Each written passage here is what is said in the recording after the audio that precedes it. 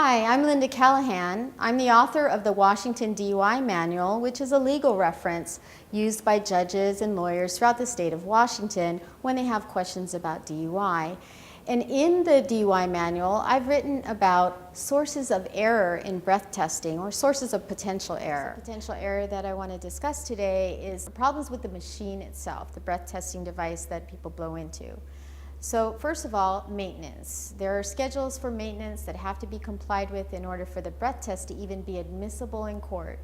If the maintenance is not done on schedule, or if it's improperly done, this can be a reason why your breath test would not be admissible. There can be radio frequency interference. It can also falsely elevate the breath test. Radio frequency interference could be the officer using a cell phone right at the time you're blowing into the device, or there are also other sources.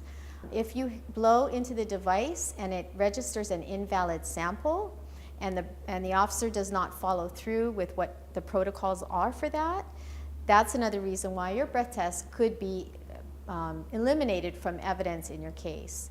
When you blow into the breath test tube, your breath goes into a sample chamber, and in that sample chamber there can be particles of dust, and in fact at the manufacturer where I've attended training in Ohio, they've opened up sample chambers and I've seen insects in the sample chamber. So anything that's in any particulate matter that is in the sample chamber could falsely increase your breath test result. With the breath test machine, there's a tube that you blow into, and that tube has to be a particular temperature. So it has to be warm to the touch that condensation doesn't form inside the tube, which could impact the test result. So if the tube is cold, then your breath test result is likely inaccurate.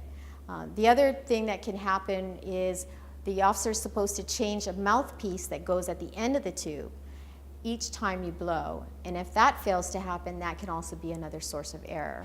For our clients, we do an individualized assessment to determine what factors might have been at play in their breath test, and we would be happy to do the same for you. We're here to help. We're Callahan Law.